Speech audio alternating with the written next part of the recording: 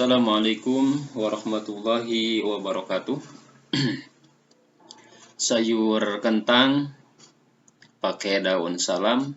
Selamat datang di pembelajaran pendidikan agama Islam. Apa kabar semuanya? Alhamdulillah kita bisa dipertemukan kembali setelah kita perkenalan kemarin melalui video yang Bapak share di Google Classroom melalui animasi atau kartun kemarin perkenalannya, dan sekarang kita bisa dipertemukan secara virtual atau secara online melalui video yang Bapak buat ini, mudah-mudahan bermanfaat. Pada kesempatan pembelajaran pendidikan agama Islam ini, yaitu pada materi bab 1 iman kepada Allah Subhanahu wa taala dan Asmaul Husna, kalian dituntut untuk mengetahui pertama apa sih pengertian iman kepada Allah Subhanahu wa taala.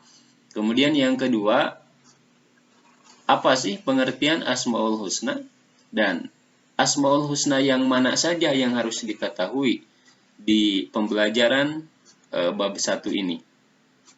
Baik, kita lanjutkan. Klik here.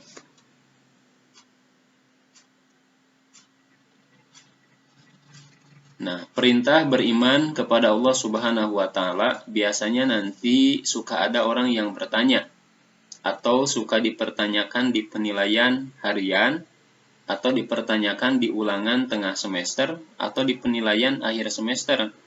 Surah apa dan ayat berapa yang menjelaskan tentang iman kepada Allah Subhanahu wa taala? Maka jangan ragu, jawabannya adalah surah An-Nisa, yaitu surah keempat kalau di dalam Al-Quran, ayatnya ayat 136. Kita baca ya, nanti kalian ikutin, kemudian untuk panjang pendeknya, tajwidnya, bisa di-skip oleh kalian videonya, supaya tajwidnya benar, panjang pendeknya benar. Ya, baik, kita mulai. Boleh dibuka Al-Quran atau aplikasi Al-Quran yang ada di HP-nya. Yang Al-Quran berarti berwudu dulu. Dan yang sedang halangan bagi perempuan tidak apa-apa, tidak harus membaca ya. Gak usah membaca. Kita mulai. A'udzu billahi minasy syaithanir rajim. Bismillahirrahmanirrahim. Ya ayyuhalladzina amanu aminu billahi wa rasulihi wal kitabil ladzi nazzala ala rasulihi wal kitabil ladzi anzala min qabl wa man yakfur billahi wa malaikatihi wa kutubihi wa rusulihi wal yawmil akhir faqad dhalla dhalalan ba'ida. Nah, baik. Nanti oleh kalian di-skip ketika Bapak tadi ngambil napas, berhenti di tengah-tengah ayat. Nah, pause oleh kalian atau berhentiin dulu videonya, ikutin oleh kalian. Artinya bisa dibaca dan sebenarnya ada di buku paket ya, atau di PDF. Nanti Bapak akan share di PDF di Google Classroom, tinggal di-download. Kalau di buku itu di halaman 4 surah An-Nisa ayat 136 itu. Nah, ini intinya menjelaskan tentang beriman kepada Allah Subhanahu wa taala itu memang benar-benar wajib. Kita harus beriman kepada Allah Subhanahu wa taala. Kemudian pertanyaannya, Pak, bagaimana kalau ada orang yang tidak percaya kepada Allah Subhanahu wa taala? Nah, ini mah berabe. Kalian lihat dulu video yang Bapak share akibat bagi orang yang tidak beriman kepada Allah Subhanahu wa taala itu seperti apa. Ya, di sana Bapak menjelaskan diibaratkan sebagai aqua kosong dan aqua yang berisi air kemudian dibakar, apa yang terjadi, lihat videonya. Dan kalau kita melihat sejarah, kalian kalau mengetahui adanya Fir'aun, adanya Raja Namruz, adanya Abraha yang menyerang Ka'bah ketika tahun gajah sebelum lahirnya Nabi Muhammad SAW, semuanya mereka tidak beriman kepada Allah Subhanahu wa taala, dan akhirnya apa? Mereka semua hancur. Namruz mati akibat dimasuki nyamuk hidungnya, kemudian masuk ke otak, menggerogoti otaknya, dan ketika kesakitan digigit oleh nyamuk otaknya itu, dia memukul kepalanya dengan martil atau palu yang besar. Dan setelah dipukul beberapa kali, Namruz mati. Itu orang yang tidak beriman kepada Allah Subhanahu wa taala. Kemudian Fir'aun tidak beriman kepada Allah Subhanahu wa taala, bahkan dia mengaku sebagai Tuhan dan dia memusuhi Nabi Musa alaihi salam. Dia dihancurkan oleh Allah Subhanahu wa taala dengan cara apa? Ditenggelamkan di laut.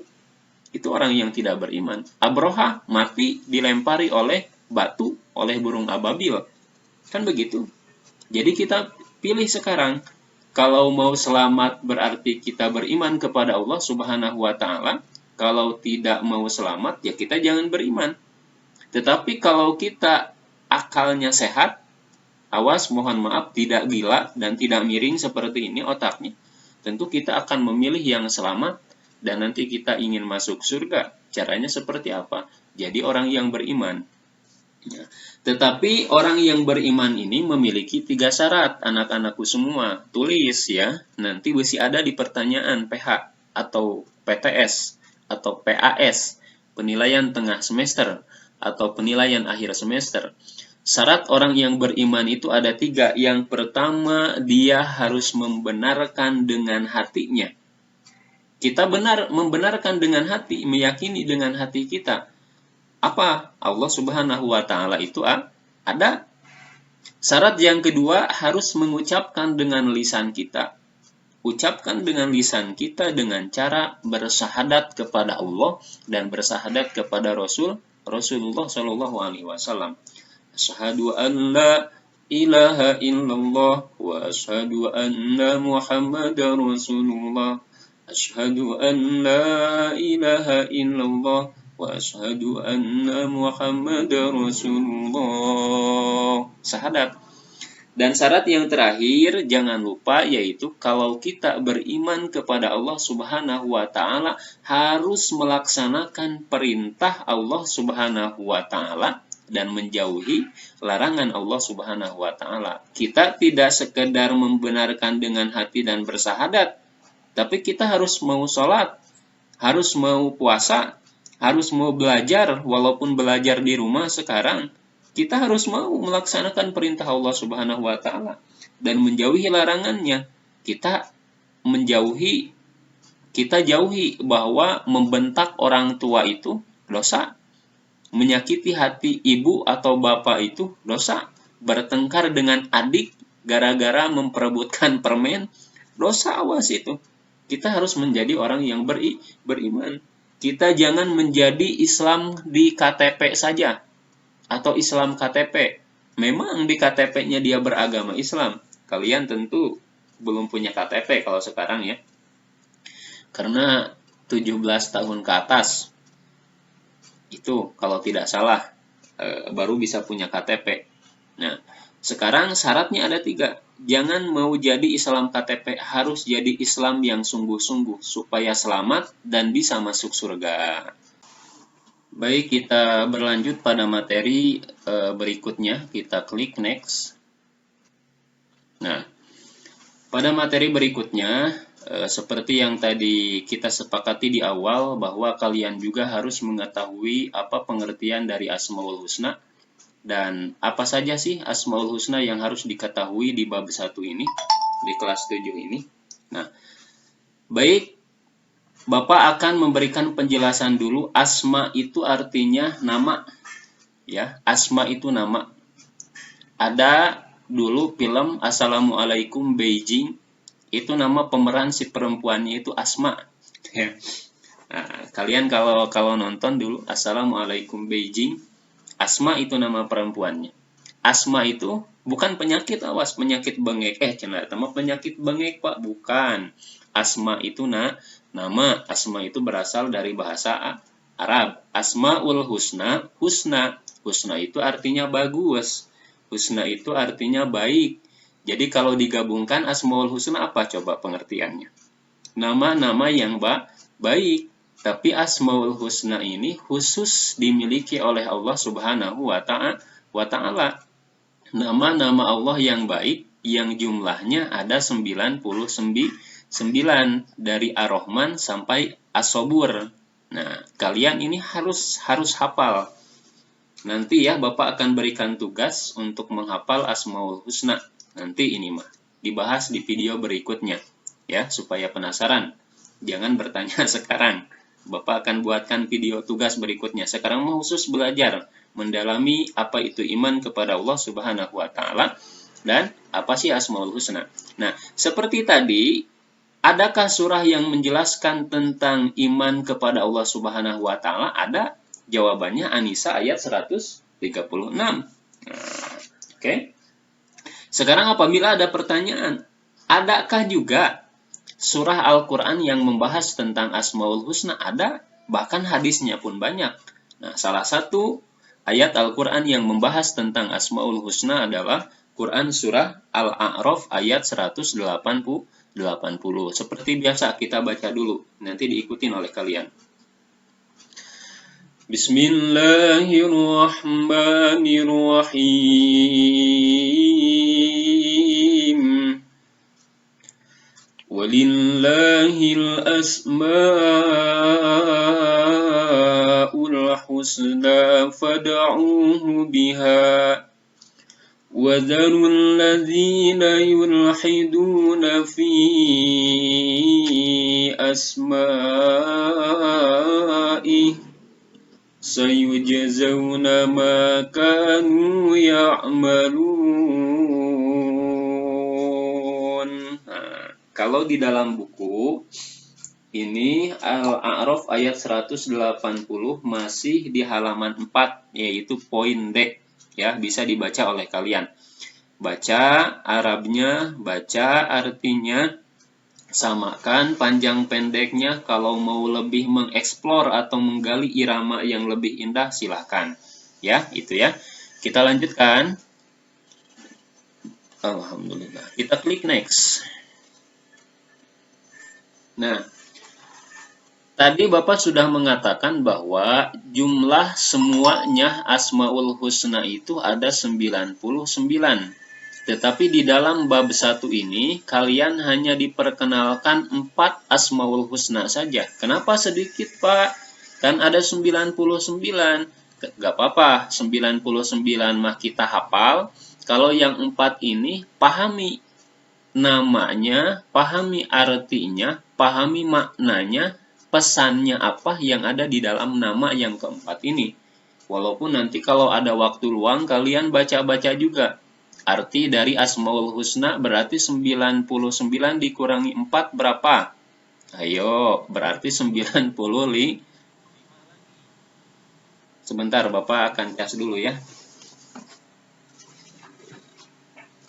Cas ini laptopnya mau habis baterainya. Oke, kita kembali lagi.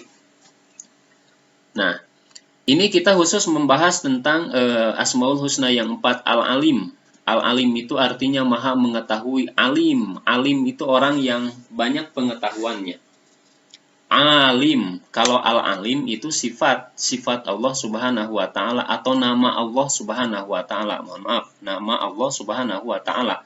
Tapi ada bahasa Arab itu alim, orang yang pengetahuannya banyak. Nah, Al-Alim maha mengetahui, intinya kalau kita sudah tahu bahwa Tuhan kita Allah Subhanahu wa Ta'ala maha mengetahui, maka kita jangan coba-coba melakukan perbuatan yang jelek. Jangan coba-coba melakukan kejahatan. Jangan coba-coba kita menyakiti hati orang tua, membuli teman, karena Allah mengetahui. Dan segala perbuatan yang kita lakukan di dunia ini akan dipertanggungjawabkan. Kan di dalam surah Az-Zalzalah itu, walaupun sebesar biji zarah atau sekecil biji zarah pun, itu akan dipertanggungjawabkan di yaumil hisab nanti. Makanya kita jangan coba-coba, karena ada dua asisten Allah Subhanahu wa Ta'ala. Ada dua malaikat yang menemani kita. Ada malaikat raqib di sebelah kanan kita, ada malaikat atid di sebelah kiri kita. Perbuatan apapun, baik yang itu bagus ataupun yang buruk, semuanya dicatat oleh malaikat raqib dan atid, dilaporkan kepada Allah Subhanahu wa Ta'ala. Loh, kok harus dilaporkan? Kan Allah Maha mengetahui. Nah, itu prosedural saja. Nah, itu adalah seni Allah saja. Itu adalah aturan Allah saja. Sebenarnya kalaupun tidak ada raqib dan atid, Allah al-alim, Maha mengetahui. Langsung diketahui oleh Allah Subhanahu wa Ta'ala. Tapi ini aturan saja, kehidupan, skenario yang sudah diatur oleh Allah Subhanahu wa Ta'ala. Al-alim, Maha mengetahui. Ada di buku nih Al-alim, halaman 5. Ya, baca lagi oleh kalian Arabnya, artinya, penjelasannya. Dan yang selanjutnya yaitu Al-Khabir. Arti Al-Khabir itu Maha teliti. Allah Maha teliti, harus dicontoh oleh kita. Kita pun harus teliti. Jangan tergesa-gesa. Karena tergesa-gesa itu adalah perbuatan setan. Biasa saja, wales, slow. Ya, karena orang itu suka yang slow-slow, tidak gurung-gusuh. Karena gurung-gusuh itu akibatnya negatif loh. Akibatnya buruk loh. Mengisi soal dari Bapak misalkan tergesa-gesa. Karena melihat teman sudah beres duluan, kita ikut tergesa-gesa, maka hasilnya akan jelek loh. Karena tergesa-gesa itu kan kita tidak khusyuk, kita tidak nyaman dalam mengisi. Itu salah satu contoh saja. Harus teliti supaya bagus hasilnya, bagus apa yang kita lakukan. Harus teliti. Selanjutnya, As-Sami, Allah Maha mendengar. Walaupun kita misalkan masih ada di dalam hati, aduh cenah, saya bakal jahil ke si anu. Allah Maha mendengar. Akan dipertanggungjawabkan. Aduh, saya nanti akan sedekah. Itu adalah niat perbuatan baik. Allah Maha mendengar, langsung dicatat dan menjadi amal baik. Jadi awas. Selalu membiasakan hati kita, selalu membiasakan lisan kita, selalu membiasakan anggota tubuh kita semuanya untuk melakukan hal-hal yang positif, hal-hal yang baik, hal-hal yang bermanfaat. Karena Allah As-Sami. Tadi sudah dikatakan Allah Al-Alim, Allah Al-Khabir, Allah As-Sami, Maha mendengar. Dan yang terakhir yaitu Allah Al-Basir, Allah Maha melihat apa yang kita kerjakan semuanya. Nah, baik, itu saja yang dapat Bapak sampaikan. Mohon maaf apabila banyak hal-hal yang kurang, begitu ya. Kalian lengkapi, sempurnakan, baca atau bertanya kepada kedua orang tua, baca ke guru ngaji tentang iman kepada Allah dan Asmaul Husna, baca di buku, baca di sumber-sumber yang lain, boleh di internet atau video di YouTube untuk memperkaya ilmu pengetahuan. Dan ada di sini yang terakhir yaitu adalah di halaman 10 di buku Kisah si Pengembala Kambing, baca oleh kalian. Apa hikmahnya di sana? Dan ketika sudah dibaca bab 1 ini, coba isi pertanyaan-pertanyaan yang ada di bab 1 ini. Tidak usah dikumpulkan untuk latihan saja. Karena ulangan hariannya kita akan menggunakan kuisis di pertemuan berikutnya. Berarti di hari Rabu depan. Baik, itu dulu yang dapat Bapak berikan. Mudah-mudahan bermanfaat. Mohon maaf ya.